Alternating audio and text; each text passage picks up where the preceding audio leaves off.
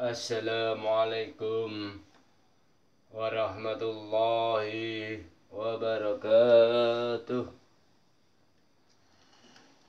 A'udzu billahi minasyaitonir rajim. Bismillahirrahmanirrahim. Alhamdulillahi rabbil alamin. Assalatu wassalamu ala asrafil anbiya'i wal mursalin Sayyidina wa maulana Muhammadin wa ala alihi wa ashabihi ajmain. Qala Allah ta'ala fi kitabil karim. A'udzu billahi minasy syaithanir rajim. Bismillahirrahmanirrahim. Ud'u ila sabili rabbika bil hikmati wal mau'izati hasanah wajadilhum billati hiya ahsan. Inna rabbaka huwa a'lamu biman dhalla an sabilihi wa huwa a'lamu bil muhtadin. Al-ayah. Subhanallah walhamdulillah wa la ilaha illallah wallahu akbar. La hawla wa la quwata illa billahil aliyil azim. Segala puji bagi Allah, alhamdulillahirabbil alamin. Ya Allah, atas segala nikmat yang Engkau berikan ya Allah, nikmat kesehatan jasmani dan rohani, nikmat Islam, nikmat iman, nikmat ihsan, nikmat keluarga, nikmat masyarakat, nikmat negara yang baldatun taibatun maraghtun ghafur, nikmat sakinah mawaddah warahmah. Alhamdulillahirabbil alamin. Allah, salawat dan salam mudah-mudahan tetap terabadikan pada junjungan kita baginda Rasulullah sallallahu alaihi wasallam yang kita harap-harapkan nantinya syafaatnya ila yaumil qiyamah. Di episode sebelumnya kita telah membahas bersama, belajar bersama, menelaah dalam kitab Durratun Nasihin ini bagaimana dikatakan seorang hamba Allah manusia itu adalah makhluk yang diciptakan secara sempurna karena manusia ini diberi syahwat, amarah, kebutuhan hidup dibanding kebutuhan dunia, dibanding malaikat, di mana setiap ibadahnya hamba Allah manusia ini penuh tantangan, penuh rintangan hawa nafsu, amarah, penuh rintangan kebutuhan dunia, sehingga di dalam menjalankan ibadah yang sesulit itu, maka ibadahnya manusia ini termasuk ibadah yang utama. Karena ibadah yang paling utama adalah amal yang paling sulit dikerjakannya. Itu di episode sebelumnya. Sekarang Allah telah berfirman di dalam Al-Quran. A'udzu billahi minasyaitonir rajim. Bismillahirrahmanirrahim.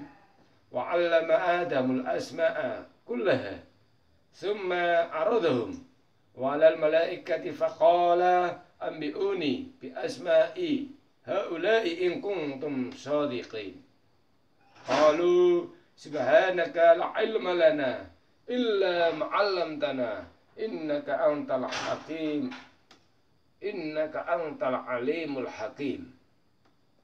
Yang artinya, dan dialah Allah yang mengajarkan kepada Adam tentang semua nama benda, kemudian mengemukakannya kepada para malaikat, lalu berfirman, sebutkanlah kepadaku nama-nama benda itu jika kamu memang orang-orang yang benar. Maka mereka menjawab, Maha suci Engkau, tidak ada yang kami ketahui selain daripada yang Engkau telah ajarkan kepada kami. Sesungguhnya Engkaulah yang maha mengetahui lagi maha bijaksana. Ayat ini Al-Baqarah. Surat Al-Baqarah ini menunjukkan bahwa Nabi Adam alaihissalam mengetahui nama-nama benda itu. Dan para malaikat tidak mengetahuinya. Padahal orang yang berpengetahuan adalah lebih utama daripada orang yang bodoh. Artinya apa? Artinya makhluk hidup yang bernama manusia ini adalah manusia yang sempurna dan utama. Karena langsung diajari oleh Allah Subhanahu wa taala Nabi Adam. Disebutkanlah, diajari tentang suatu nama-nama benda. Kemudian dia mempunyai pada malaikat, dan malaikat itu pun tidak diajari terhadap suatu nama-nama benda. Berarti di sini adalah bahwa manusia, anak Adam, itu adalah makhluk yang sangat sempurna. Pada dasarnya adalah firman Allah Subhanahu wa taala, hal yastawil ladzina ya'lamuna wal ladzina la ya'lamun. Yang artinya, apakah sama antara orang-orang yang mengetahui atau berilmu dengan orang-orang yang tidak mengetahui? Artinya apa? Antara orang-orang yang alim, antara orang yang berilmu dengan orang-orang yang tidak berilmu atau orang-orang yang tidak alim, itu pasti tidak ada kesamaan. Pasti banyak perbedaan. Banyak perbedaan. Suatu hal ketika orang berilmu, ilmu fikihnya, ketika seorang yang alim berilmu ini menjalankan suatu ibadah sholat, karena dia berilmu dan alim dalam ilmu fikih, maka segala rukun sholat, segala syaratnya sholat, ia lakukan sesuai dengan ilmu fikihnya. Berbeda dengan orang yang tidak berilmu, dengan orang yang tidak alim, yang tidak mengetahui tentang ilmu-ilmu kaidah-kaidah fikih. Mungkin orang yang tidak berilmu ini hanya meniru orang lain. Ketika wudhu harus begini, ketika sholat harus begini, ketika begini dan sebagainya. Artinya apa?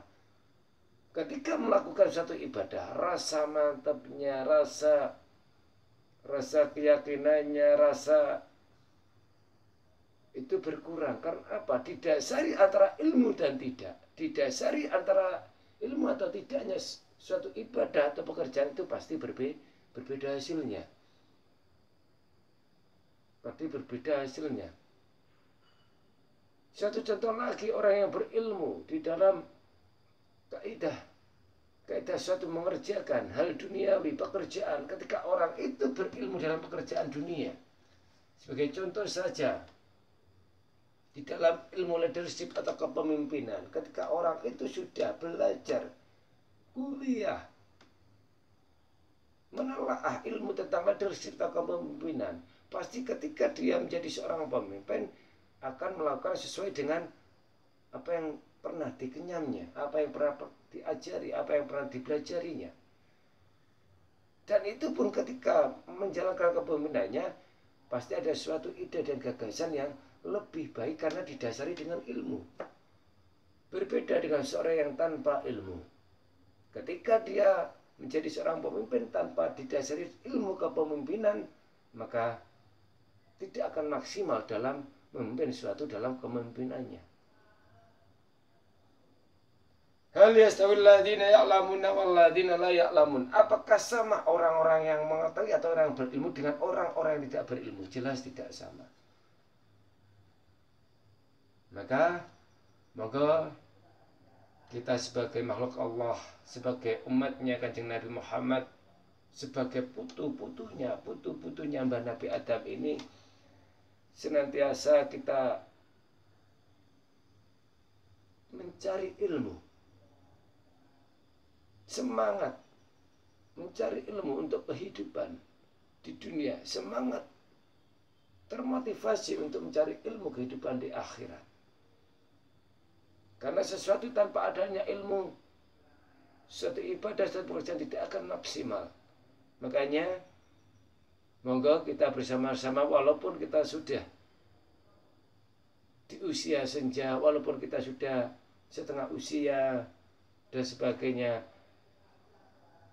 kita harus wajib mencari ilmu. Al-ilmu, carilah ilmu untuk kehidupan-kehidupan kebarokahan, untuk kehidupan-kehidupan yang lebih diridhai oleh Allah.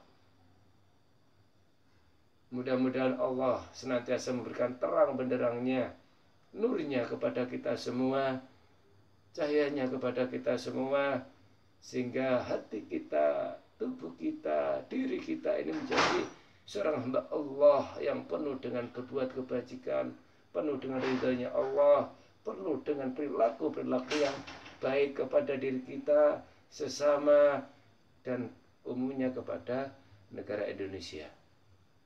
Mudah-mudahan negara Indonesia kita ini menjadi negara yang baldatun thayyibatun wa rabbul ghafur. Amin. Allahumma amin. Wallahu a'lam bishawab. Ihdinas siratal mustaqim. Wassalamualaikum warahmatullahi wabarakatuh.